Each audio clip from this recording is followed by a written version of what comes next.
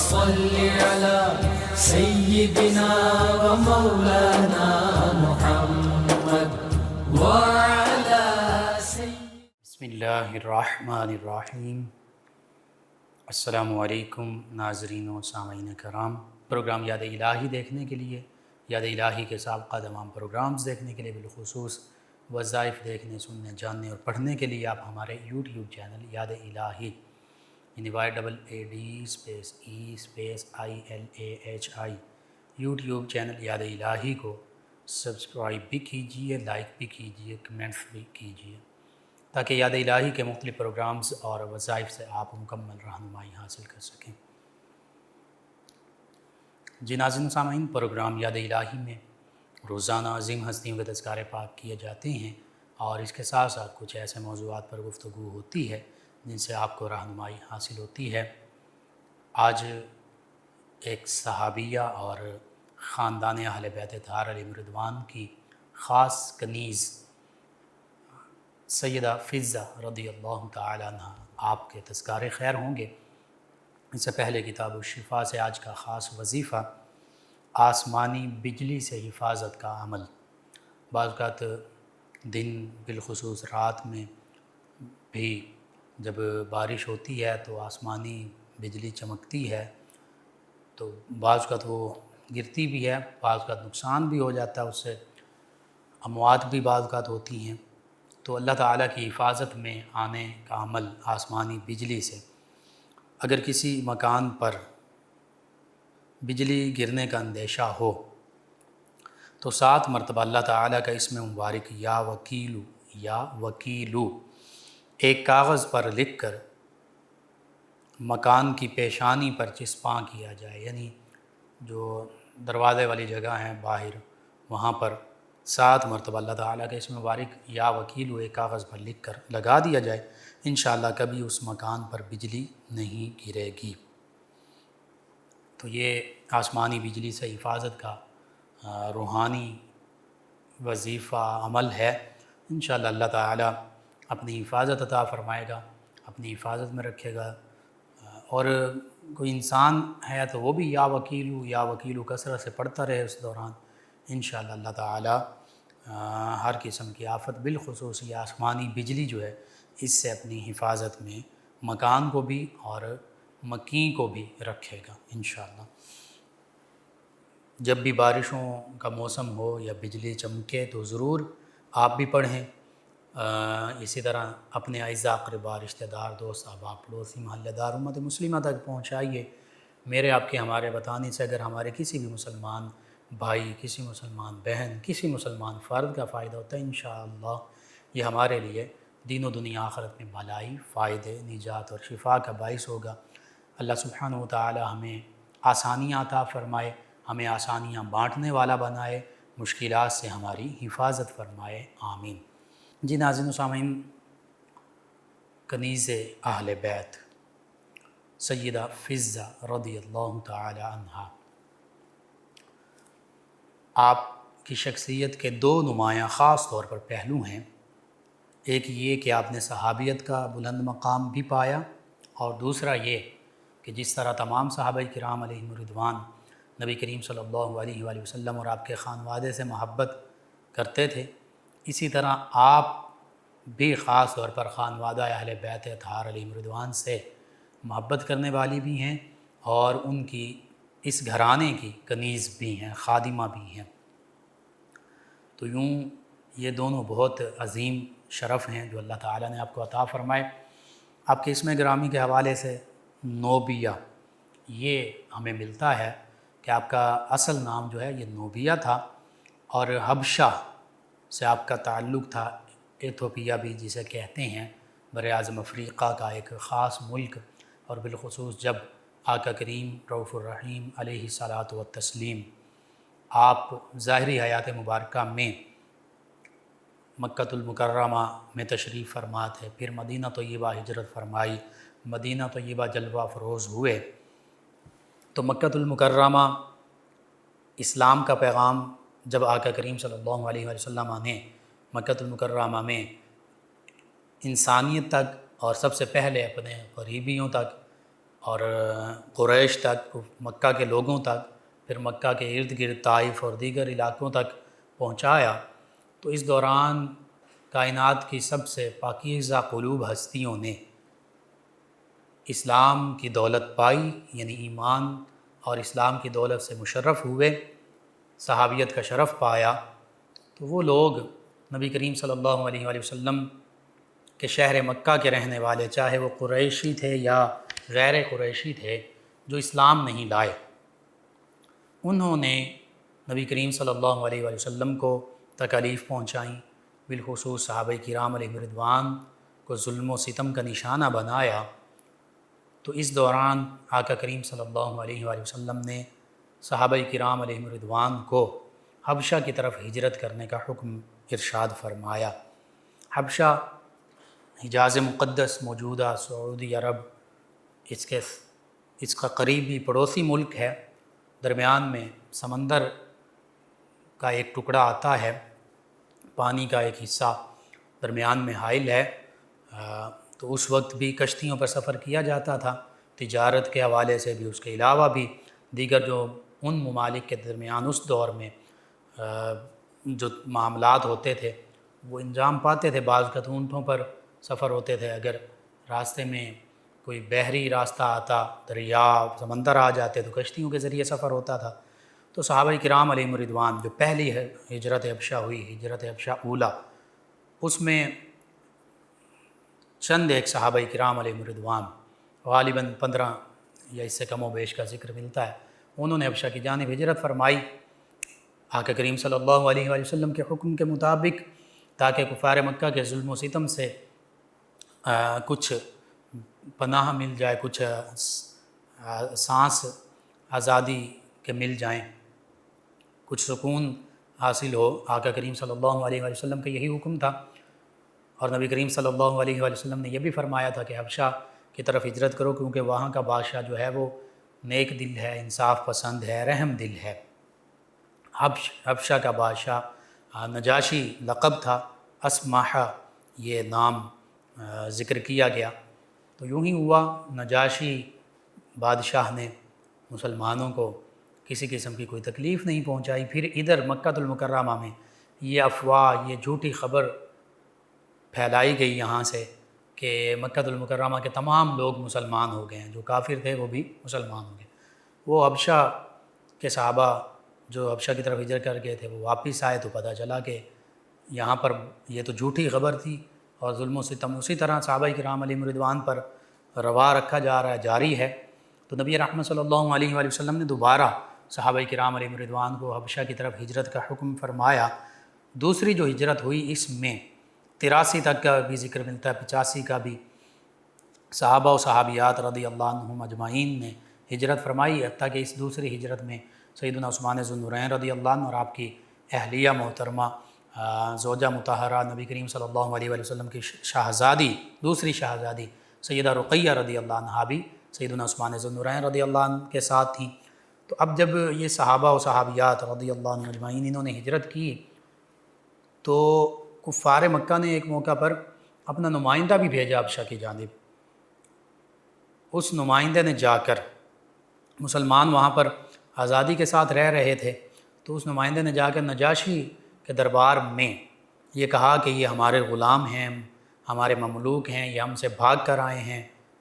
تو نجاشی نے اس نمائندے، کفار مکہ کے نمائندے کی بھی بات سنی، اور پھر مسلمانوں سے بھی کہا کہ آپ کا موقف کیا ہے، آپ کیا کہتے ہیں۔ تو سیدنا جعفر طیار رضی اللہ عنہ انہوں نے آگے بڑھ کر اپنا موقف پیش کیا کہ ہم پوری قوم کے حوالے سے، یعنی مکہ کے رہنے والے لوگ، فرمایا کہ ہم بتوں کی پوجا کرنے والے تھے، ہم بتوں کو خدا سمجھتے تھے، مختلف برائیوں میں مبتلا تھے، بچیوں کو زندہ درگور کر دیتے تھے، مختلف جو اس وقت چیزیں رائی تھیں عرب میں ان کا ذکر کیا، اور پھر ساتھ فرمایا کہ اللہ کے پیارے حبیب صلی اللہ علیہ وآلہ وسلم تشریف لائے، انہوں نے ہمیں بتایا، ہدایت کا راستہ دکھایا کہ اللہ ایک ہے، اسی کی عبادت کرنی ہے، اور جتنے بھی برے اعمال ہیں ان سے بچنا ہے، بیٹیاں جو ہیں ان کو زندہ درگور نہیں کرنا، اسی طرح دیگر معاملات۔ تو اس موقع پر وہ مکہ المکرمہ کے نمائندے نے کہا کہ یہ سیدنا عیسیٰ علیہ السلام کے بارے میں ان کا عقیدہ کچھ اور ہے، ان کے نظریات کچھ اور ہیں۔ تو نجاشی جو تھا، چونکہ ابتدا میں یہ عیسائی تھا، تو اس نے کہا کہ جی سیدنا عیسیٰ علیہ السلام کے بارے میں آپ کیا کہتے ہیں؟ تو سیدنا جعفر طیار رضی اللہ عنہ نے سورہ مریم کی آیات بینات، بالخصوص پہلے 2 رکوع جن میں خاص اور دوسرے رکوع میں خاص طور پر جہاں سیدنا عیسیٰ علیہ السلام، سیدہ مریم سلام اللہ علیہ ان کے تذکارے پاک ہیں، وہ آیات بینات تلاوت کی۔ تو نجاشی نے زمین سے ٹنکا اٹھایا اور کہا کہ آپ نے جو کچھ سیدنا عیسیٰ علیہ السلام کے بارے میں بیان کیا، سیدنا عیسیٰ علیہ السلام ایک تنکا بھی اس سے زیادہ نہیں تھے۔ یعنی بعض لوگ یہ کہا کرتے تھے عیسائی کے سیدنا عیسیٰ علیہ السلام اللہ کے بیٹے ہیں، تو چونکہ قرآن نے اللہ نے فرما دیا کہ وہ اللہ کے بیٹے نہیں، اسی سورہ مریم میں قال انی عبد اللہ آتانی الکتاب وجعلنی نبیا وجعلنی مبارکا، کہ میں تو اللہ کا بیٹا ہوں، اللہ کا بندہ ہوں، اللہ کا بیٹا نہیں ہوں، عبد اللہ ہوں، اللہ کا بندہ، خاص مقرب بندہ، نبی۔ اور آتانی الکتاب، اللہ نے مجھے کتاب عطا فرمائی، وجعلنی نبیا، مجھے نبی بنایا، وجعلنی مبارکا، مجھے برکتوں والا بنایا، تو ابن اللہ نہیں ہوں، عبد اللہ ہوں۔ بہرحال اس موقع پر پھر نجاشی نے مسلمانوں سے کہا کہ آپ ملک حبشہ میں جہاں چاہیں آزادی کے ساتھ رہ سکتے ہیں، آپ پر کسی قسم کی کوئی پابندی نہیں، اور مکہ کے اس نمائندوں کو واپس بھیج دیا، وہ خائب و خاسر ہو کر واپس لوٹ آیا۔ تو پھر جب مدینہ طیبہ دوبارہ تمام صحابہ کرام علیہم رضوان نے ہجرت فرمائی، مختلف غزوات پیش آتی رہیں، آقا کریم صلی اللہ علیہ وآلہ وسلم نے پھر تمام ممالک کے حکمرانوں کو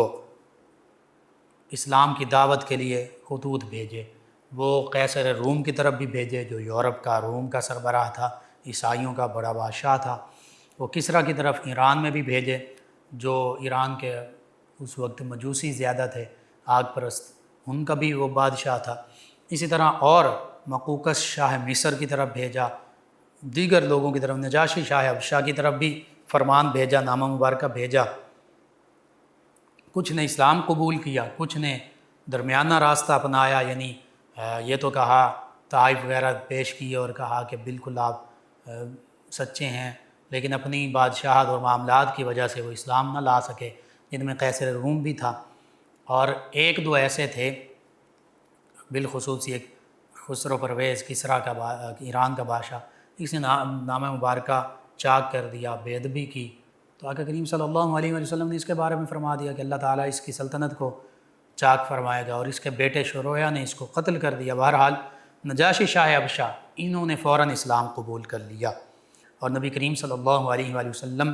کے غلاموں میں شامل ہوئے۔ صحابیت کا شرف اس حوالے سے پا لیا کہ نبی کریم صلی اللہ علیہ وآلہ وسلم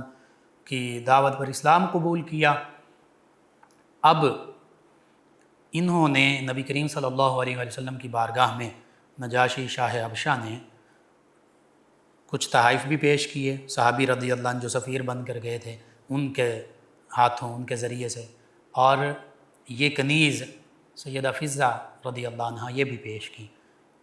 تو وہ تحائف بھی آقا کریم صلی اللہ علیہ وآلہ وسلم نے قبول فرمائے، اور سیدہ فضہ رضی اللہ عنہ جو نجاشی شاہ حبشہ کی طرف سے آئی تھیں، بعض روایات میں یہ کہ یہ شاہ حبشہ نجاشی کی بیٹی ہیں،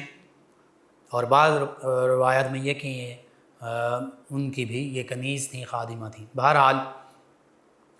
لوگوں نے مختلف مورخین نے اس پر کلام کیا کہ یہ بھی شہزادی تھیں۔ تو اگرچہ شہزادی تھیں پھر بھی صحابیت کا شرف پایا نہیں تھیں، پھر بھی صحابیت کا شرف پایا، تو یہ بڑی بات ہے کہ شہزادی ہونے کے باوجود شہزادی کونین نبی کریم صلی اللہ علیہ وآلہ وسلم کی شہزادی، جنہیں آقا کریم صلی اللہ علیہ وآلہ وسلم اپنی تمام شہزادیوں میں بہت محبت سے نوازتے تھے، تمام شہزادیوں کو ان سے بھی بڑی محبت فرماتے تھے، سب سے چھوٹی ہونے کی وجہ سے سیدہ فاطمہ الزہرا طیبہ طاہرہ رضی اللہ عنہا سے۔ تو آقا کریم صلی اللہ علیہ وآلہ وسلم کے پاس جب یہ آئیں تو انہیں اس گھرانے کے لیے وقف کر دیا گیا۔ آقا کریم صلی اللہ علیہ وآلہ وسلم نے انہیں خاص دعا بھی تعلیم فرمائی تھی، یہ خصوصیت کے ساتھ وہ دعا بھی بارہا مانگا کرتی تھیں۔ اس کے علاوہ جب سیدہ فاطمہ الزہرا طیبہ طاہرہ رضی اللہ عنہا کے مبارک گھرانے میں یہ آئیں اور خادمہ اور کنیز ہونے کا عظیم شرف پایا، یہ ایسا شرف ہے کہ نبی کریم صلی اللہ علیہ وآلہ وسلم، آپ کے خانوادے، آپ کے گھرانے، ان ہستیوں کی خدمت بجا لانا، ان ہستیوں کے غلاموں میں شامل ہو جانا، یہ بہت بڑا شرف ہے۔ حقیقت میں یہ عام دنیا کی بادشاہت، حکمرانیوں، ان سے بھی بڑھ کر عظیم شرف ہے، اور یہ بلا مبالغہ میں حقیقت بیان کر رہا ہوں، یوں ہی ہے۔ سیدہ فضہ رضی اللہ تعالی عنہ جب اس گھرانے میں آئیں تو سیدہ فاطمہ الزہرا طیبہ طاہرہ رضی اللہ عنہ کی عظمت، رفعت و شان دیکھیے، اور غلاموں کے ساتھ ہم کہہ سکتے ہیں کہ چلیں گھر میں وہ غلام کنیز ہیں، خادمہ ہیں، عام لفظوں میں آج ہم سرونٹ یا ملازم کہہ دیتے ہیں، تو اس گھرانے کی عظیم ہستیوں کا اپنے خادماؤں کے ساتھ، کنیزوں کے ساتھ، گھر میں خدمت انجام دینے والے لوگوں کے ساتھ رویہ کیسا تھا دیکھیے۔ سیدہ فاطمہ الزہرا طیبہ طاہرہ رضی اللہ عنہا نے یہ نہیں فرمایا کہ اے فضہ آپ نے سارے کام کرنے ہیں، نہیں، بلکہ آپ کی محبت، شفقت غلاموں پر، کنیزوں پر دیکھیے، فرمایا کہ آدھے کام میرے ذمے ہیں، آدھے کام آپ کے ذمے ہیں، کام بھی تقسیم فرما دی، اور بعض روایت میں کہ دن بھی تقسیم فرما دی کہ ایک دن میں کام کروں گی، ایک دن تم نے کام کرنا ہے۔ یوں ہی معاملہ ہوتا تھا، اور اس کئی واقعات ملتے ہیں۔ ایک موقع پر سیدہ فاطمہ الزہرا طیبہ طاہرہ رضی اللہ عنہا نے گھر میں خورد و نوش کا، کھانا پکانے کا انتظام کرنا تھا، تو پھر فرمایا کہ ہم کام بانٹ لیتے ہیں۔ سیدہ فضہ رضی اللہ عنہا نے عرض کیا کہ میں باہر سے لکڑیاں لے آتی ہوں، اور سیدہ فاطمہ الزہرا رضی اللہ عنہا نے فرمایا کہ ٹھیک ہے۔ سیدہ فضہ رضی اللہ عنہا نے یہ عرض کیا کہ میں باہر سے لکڑیاں لے آتی ہوں، سیدہ فاطمہ الزہرا رضی اللہ عنہا نے فرمایا کہ ٹھیک ہے، میں گھر کا معاملہ، کھانے پکانے کا انتظام کرتی ہوں۔ تو سیدہ فضہ رضی اللہ عنہا یہ باہر سے لکڑیوں کا گٹھا اٹھا کر لائیں، لکڑیاں انہوں نے اکٹھی کیں، پھر سر پر اٹھا کر لائیں۔ سیدہ فاطمہ الزہرا طیبہ طاہرہ رضی اللہ عنہا نے کھانے پکانے کا انتظام کیا۔ تو یہ اس کائنات کے اس عظیم گھرانے کی اپنے ماتحتوں کے ساتھ، اپنے جو خادمائیں، کنیزیں، گھر میں کام کرنے والی، عظیم شرف پانے والی جو لوگ ہیں، ان کے ساتھ یہ عالم تھا، اس طرح ہاتھ ساتھ بٹایا کرتے تھے، یہ ہستیاں بٹایا کرتی تھیں۔ بہرحال سیدہ فضہ رضی اللہ عنہ، یہ فضہ نام مختلف اس حوالے سے روایات ملتی ہیں۔ ایک روایت میں یہ ہے کہ آپ کیونکہ اس گھرانے میں نبی کریم صلی اللہ علیہ وآلہ وسلم نے اپنی آل پاک کے لیے، اپنی خاص اولاد پاک کے لیے یہ فرمایا کہ اللہ تو انہیں بقدر ضرورت رزق عطا فرما، خود بھی فقر اختیار فرمایا۔ تو بعض وقت گھر میں فاقے ہوتے تو دیکھا ایک دن انہوں نے کہ گھر میں فاقے ہیں، تو آپ نے وہ ایک خاص قسم کا گھاس لائیں اور پیتل جو بھی موجود تھا وہ گھاس تپایا، آگ لگائی، اس میں وہ گھاس ڈالا اور پھر پیتل ڈالا اور وہ چاندی بن گیا۔ تو وہ چاندی سیدہ فاطمہ الزہرا رضی اللہ عنہا کی خدمت میں پیش کی کہ اس سے آپ، یہ میری طرف سے آپ کی خدمت میں ہے، اس سے گھر کا نظام چلائیے۔ تو سیدہ فاطمہ الزہرا طیبہ طاہرہ رضی اللہ عنہا نے فرمایا کہ اس طرح کرو، اس کے چاندی کے ٹکڑے کروا لو۔ ٹکڑے کروا کر لائیں، پھر فرمایا سیدہ فاطمہ الزہرا رضی اللہ عنہا نے کہ اس 5 حصے فلاں کو دے دو، 10 حصے فلاں کو، 10 ٹکڑے دے دو، 20 ٹکڑے فلاں کو دے دو، یعنی وہ چاندی ساری کے ساری لوگوں میں تقسیم فرما دی۔ اور پھر سیدہ فاطمہ الزہرا طیبہ طاہرہ رضی اللہ عنہا اور سیدنا علی المرتضیٰ رضی اللہ عنہ کے حوالے سے بھی یہ واقعہ ملتا ہے کہ کیمیا گری، جس کو کہتے ہیں سونا بنانا، وہ طریقہ اپنایا تو سونا بن گیا، اور پھر فرمایا کہ اس کے بھی ٹکڑے کروا لاؤ، اور پھر اسے بھی اسی طرح لوگوں میں تقسیم کر دی، اور فرمایا کہ ہم اللہ تعالیٰ کی ہم پر نعمتیں بے شمار ہیں، اور ہم اللہ کی نعمتوں کا شکر ادا کرتے ہیں، ہمیں یہ فاقے اور ان چیزوں سے کوئی سروکار نہیں ہے، اس سے ہمارے لیے کوئی پریشانی کا معاملہ نہیں ہوتا، ہم اللہ تعالیٰ کی رضا پر راضی ہیں، ہم قناعت پسند ہیں۔ اور اگر یہ چاندی بنانی ہو تو پھر سونا بنانا بھی، حتیٰ کہ سیدنا علی مرتضیٰ کرم اللہ وجہ کریم ایک روایت کے مطابق یہ کہ انہوں نے بھی بنا کر دکھایا، اور یا مٹی کو اٹھایا تو وہ سونا بن گئی، اور فرمایا تھا کہ یہ تو ہمارے گھر کے بچہ یہ معاملہ کر سکتا ہے۔ یہ اب ان ہستیوں کی کرامت بھی اس کو کہہ سکتے ہیں، ان کو جو اللہ نے شرف عطا فرمایا یہ بھی ہے۔ اور نبی کریم صلی اللہ علیہ وآلہ وسلم کے فرمان مبارکہ میں ملتا ہے کہ اگر پہاڑوں کو حکم دو تو پہاڑ سونا بن جائیں، یعنی زمین کی کوئی بھی چیز ہو اس کو آقا کریم صلی اللہ علیہ وسلم حکم دے دیں، پہاڑ جو ہے وہ مٹی پتھر یہی چیزیں ہوتی ہیں اس میں، تو مٹی یا پتھر کو حکم دیں تو وہ بھی سونا بن سکتا ہے۔ تو یہ صحابہ کرام ہوں، اہل بیت کرام ہوں، اللہ تعالیٰ کی طرف سے ان کو یہ کرامت، یہ شرف، یہ عظمت حاصل ہے کہ اگر یہ بھی چاہیں مٹی اللہ کی بارگاہ میں دعا کر دیں، مٹی اٹھائیں وہ سونا بن جائے، اس میں کوئی ایسی بات نہیں ہے۔ اور کوئی خاص قسم کا گھاس یا کوئی دھات یا کوئی وہ اکٹھا کریں اس کو تپایا جائے تو وہ بھی سونا بن سکتی ہے، اس میں کوئی عقلی حوالے سے بھی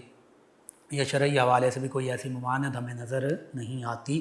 اللہ تعالیٰ ہر چیز پر قادر ہے، یہ اللہ تعالیٰ کی قدرت کاملہ ہے اور ان کی کرامت ہے۔ اللہ نے ان کو جو عزت شرف حاصل کیا اس کا اظہار ہو سکتا ہے، اور کسی بھی غیر نبی، چاہے وہ صحابی ہیں، اہل بیت ہیں، اولیاء اللہ ہیں، ان کی کرامت وہ حقیقت میں نبی علیہ السلام کا معجزہ ہوتی ہے، انہی کے وسیلے سے، انہی کے تصدق سے ہوتی ہے۔ تو اس میں سبھی چیزیں شامل ہو سکتی ہیں، اللہ کی قدرت کاملہ، نبی کریم صلی اللہ علیہ وآلہ وسلم کا وسیلہ، ان کا معجزہ، اور ان ہستیوں کی کرامت۔ بہرحال سیدہ فضہ رضی اللہ عنہا نے اس گھرانے کی خدمت سر انجام دی، اور غالباً 6 ہجری میں یہ اس گھرانے میں آئیں، اور 11 ہجری میں نبی کریم صلی اللہ علیہ وآلہ وسلم اور سیدہ فاطمہ الزہرا طیبہ طاہرہ رضی اللہ عنہا آپ کا وصال ہوا۔ ننھے شہزادے سیدنا امام حسن حسین رضی اللہ عنہما، سیدہ زینب، اسی طرح سیدہ ام کلثوم، یہ 2 شہزادیاں ہیں۔ سیدہ رقیہ ان کا بھی نام ملتا ہے، ان کے حوالے سے یہ ملتا ہے بعض روایات میں کہ وہ بچپن میں وصال پا گئیں۔ تو یوں ان شہزادیوں کی خدمات بھی سر انجام دیتی رہیں۔ اب اگلی جو ان کی زندگی ہے اس کے بارے میں مختلف روایات ملتی ہیں۔ یہ روایات بالکل موجود ہیں کہ سیدنا علی المرتضیٰ کرم اللہ وجہ کریم نے سیدہ فاطمہ الزہرا طیبہ طاہرہ رضی اللہ عنہا کے وصال کے بعد ان سے فرمایا کہ آپ عقد کر لیں، نکاح کر لیں۔ اور پہلے چونکہ یہ اس گھرانے کی خدمت میں خاص طور پر مشغول تھیں تو انہوں نے نکاح نہیں کیا تھا، لیکن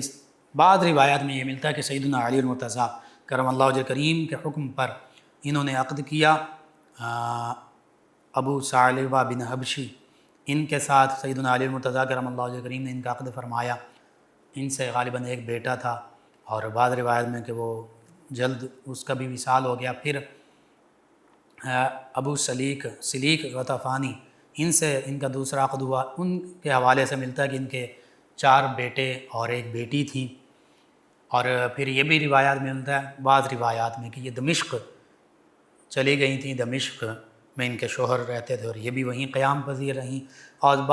بعض روایات میں یہ ہے کہ واقع کربلا میں یہ موجود تھیں، میدان کربلا میں موجود تھیں، اور خانوادہ اہل بیت کرام علیہم رضوان کے قافلے کے ساتھ یہ کربلا سے کوفہ اور پھر دمشق، جسے ہم دمشق بھی کہتے ہیں، وہاں گئیں۔ بہرحال دونوں روایات میں نے پیش کر دیں۔ ایک روایت کے مطابق یہ کہ یہ میدان کربلا میں موجود تھیں تمام واقعات کو، اور کافی عمر کی ہو چکی تھیں، بڑھاپے کی عمر کو پہنچ چکی تھیں۔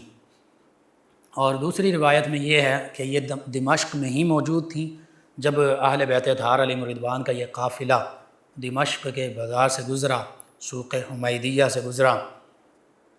تو انہیں پتہ چلا کہ کوئی مسافروں کا ایک قافلہ جو ہے وہ آیا ہوا ہے۔ تو انہوں نے اس قافلے کے لیے، یعنی اہل بیت کرام علیہم رضوان کے قافلے کے لیے، بعض روایت میں انہی کے حوالے سے، بعض روایت میں کسی اور بوڑھی عورت کے حوالے سے ہیں، بہرحال کہ ان کے حوالے سے اگر ہو تو یوں کہ انہوں نے پھر کھانے پینے کی اور دیگر کچھ چیزیں اس قافلے کی خدمت میں پیش کیں، اور بعض روایت میں یہ بھی ہے کہ ان کی بینائی کچھ کمزور ہو چکی تھی۔ تو جب سیدہ زینب رضی اللہ تعالی عنہا انہوں نے پوچھا کہ یہ کھانے پینے کا سامان اور دیگر تحائف کس نے دیے ہیں، تو بتایا گیا کہ فلاں ایک بوڑھی عورت ہیں، انہوں نے دیے ہیں۔ تو آپ نے فرمایا کہ انہیں میرے پاس لایا جائے۔ تو تو انہیں لایا گیا، جو ایک بعض روایت میں یہ واقعہ موجود ہے۔ تو سیدہ زینب رضی اللہ تعالیٰ عنہ نے پوچھا کہ آپ نے یہ سارا معاملہ کیوں کیا؟ تو انہوں نے کہا، یا جو دوسری بوڑھی عورت تھی جو بھی، کہ میں سیدہ فاطمہ الزہرا طیبہ طاہرہ رضی اللہ عنہا کی کنیز ہوں، آپ کی خدمت میں رہی مدینہ طیبہ میں، تو مجھے میری مخدومہ نے یہ فرمایا تھا کہ اے فضہ، اگر انہی کا واقعہ ہے تو، اے فضہ جب کبھی کوئی مسافر، کوئی قیدی دیکھو تو انہیں پانی بھی پلانا، ان کی خدمت بھی کرنا۔ تو یہ فرماتی میری مخدومہ کا یہ حکم تھا کہ مسافروں کے ساتھ، اسیروں کے ساتھ، جو اپنے وطن سے دور ہوں، جو ان کی خدمت لازمی کرنا، تو میں نے اس لیے یہ خدمت سر انجام دی ہے۔ بہرحال سیدہ زینب رضی اللہ تعالی عنہ نے پوچھا کہ آپ کی کوئی خواہش؟ تو انہوں نے کہا کہ خواہش یہی ہے کہ میں مدینہ طیبہ میں رہتی تھی، سیدہ فاطمہ الزہرا رضی اللہ تعالی عنہ کی خادمہ تھی، اور ان کے شہزادے سیدنا امام حسن حسین رضی اللہ عنہما، شہزادیاں سیدہ زینب رضی اللہ، سیدہ ام کلثوم رضی اللہ عنہ یہ تھیں، تو میں ان کی زیارت کرنا چاہتی ہوں۔ سیدنا امام حسن رضی اللہ عنہ کے بارے میں سن چکی ہوں کہ ان کی شہادت ہو چکی، اور چونکہ سیدنا امام حسین رضی اللہ عنہ کی شہادت انہی دنوں میں ہوئی تھی، اور عام طور پہ ان دنوں میں معروف یہ کیا گیا، اس طرح ذرائع مواصلات بھی نہیں ہوتے تھے، یہی مشہور کیا گیا کہ معاذ اللہ ثم معاذ اللہ کچھ باغی ہیں جنہیں، جو حکومت کے خلاف تھے معاذ اللہ، جنہیں معاذ اللہ ثم معاذ اللہ ان کے انجام تک پہنچا دیا گیا۔ یہ حکومت وقت کی طرف سے، یزیدی حکومت کی طرف سے یہ پروپیگنڈا کیا گیا تھا، جیسے آج بھی بعض کا جھوٹے پروپیگنڈاز کیے جاتے ہیں، حق کو سچ، حق کو باطل، سچ کو جھوٹ کر کے دکھا دیا جاتا ہے اور بول دیا جاتا ہے، اور جھوٹ کو سچ کر کے دکھا دیا جاتا ہے۔ یہ دجل فریب کا نظام بعض کا چلتا ہے، موجود ہے، حق بھی ہے یہاں موجود، جھوٹ بھی ہے، سچ بھی ہے، باطل بھی ہے، سب کچھ ہے، حق اور باطل، سچ اور جھوٹ، اسلام اور کفر، یہ سارے، یہ ازل سے یہ معاملات جب سے انسان پیدا ہوا ہے یہ چلے آ رہے ہیں، قیامت تک موجود رہیں گے۔ کچھ لوگ حق کا ساتھ دینے والے ہوتے ہیں، کچھ باطل کا ساتھ دینے والے ہوتے ہیں، کچھ سچ کا ساتھ دینے والے ہوتے ہیں، کچھ جھوٹ کا ساتھ دینے والے ہوتے ہیں۔ بہرحال جب انہوں نے یہ خواہش کا اظہار کیا تو آپ نے فرمایا کہ یہ سر انور جو نیزے کی نوک پر ہے، یہ سیدنا امام حسین رضی اللہ عنہ کا سر انور ہے، اور فرمایا کہ میں زینب رضی اللہ عنہ ہوں، سیدہ فاطمہ الزہرا طیبہ طاہرہ رضی اللہ عنہ کی شہزادی، تو آپ زیارت کر لیں۔ بہرحال یہ ایک خاص طور پر واقعہ جو ہے بیان کیا جاتا ہے، میں نے بھی مختصراً اس حوالے سے عرض کر دیا۔ سیدہ فضہ رضی اللہ عنہ، یہ آپ فضہ کا معنی چاندی بھی ہے، ایک تو وہ چاندی والا واقعہ وہ بھی وجہ ہو سکتی ہے، اور یہی عام طور پر یہی وجہ زیادہ تر بیان کی جاتی ہے، اور آپ حقیقت میں چاندی کی طرح صاف شفاف تھیں، کھوٹ سے پاک تھیں، اور یہ بھی حقیقت ہے، چاہے اہل بیت کرام علیہم رضوان ہوں، چاہے صحابہ کرام صحابیات رضی اللہ عنہم اجمعین ہوں، یہ سبھی ہستیاں، یہی تو حقیقت میں صاف شفاف کھری ہستیاں ہیں، ہمارے لیے یہی تو مشعل راہ ہیں، کیونکہ انہوں نے ہی تو آقا کریم صلی اللہ علیہ وآلہ وسلم سے براہ راست اسلام، قرآن و سنت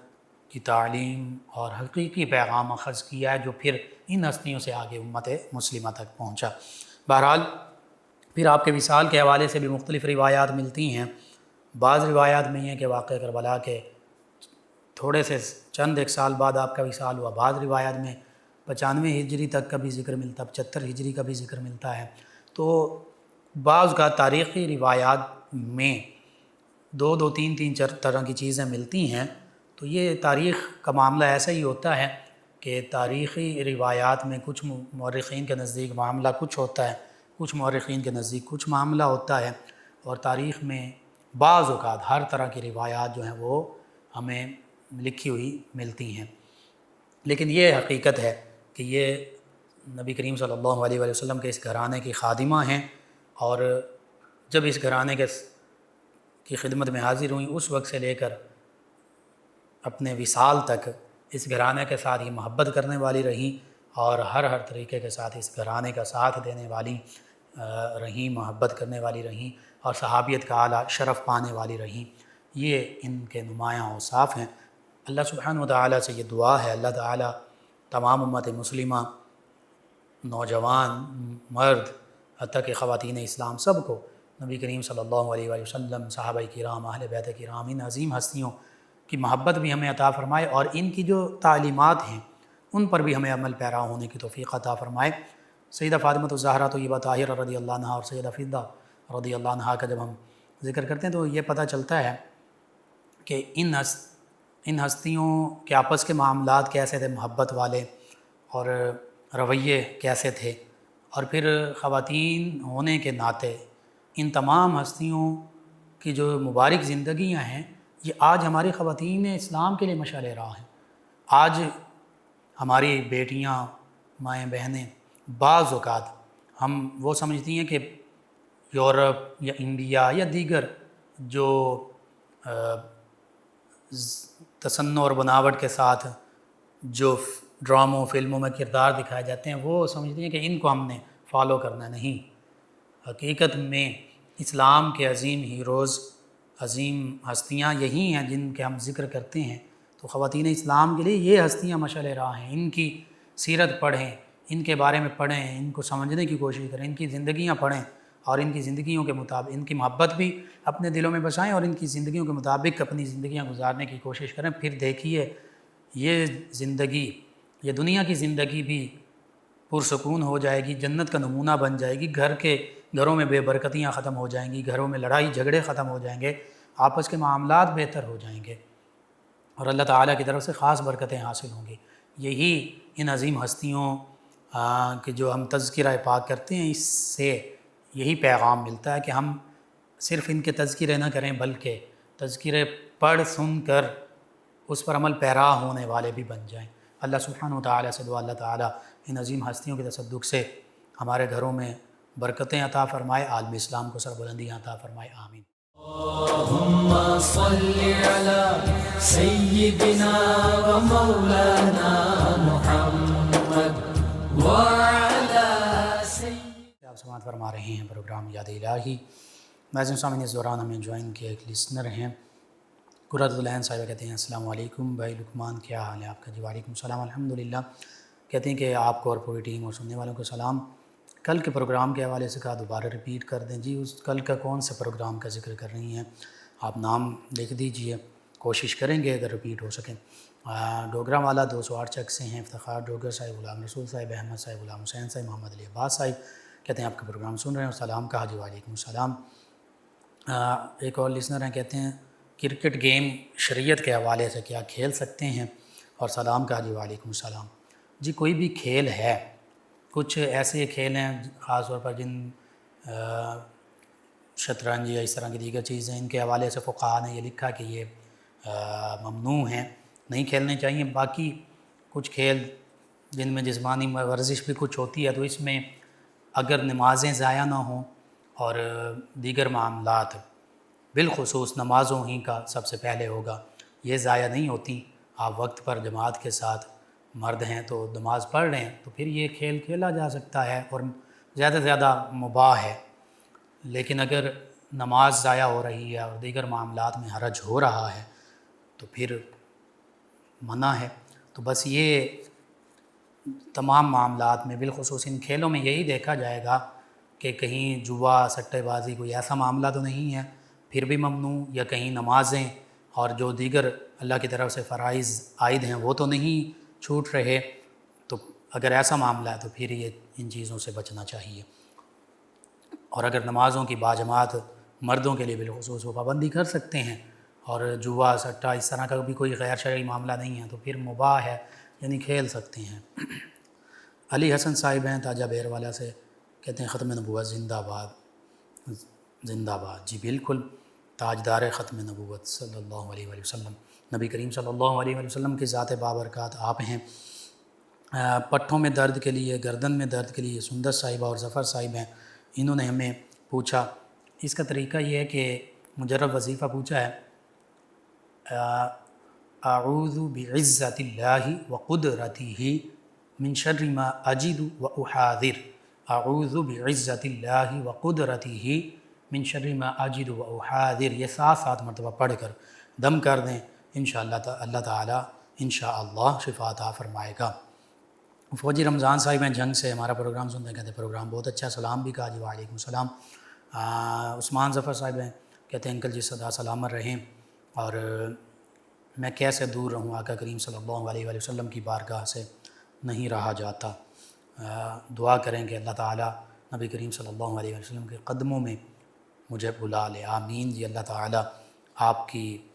یہ دعا قبول فرمائے۔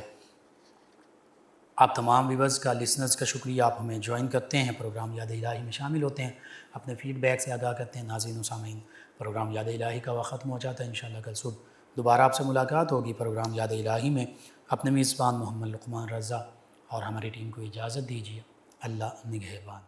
اللہم صل علی سیدنا و مولانا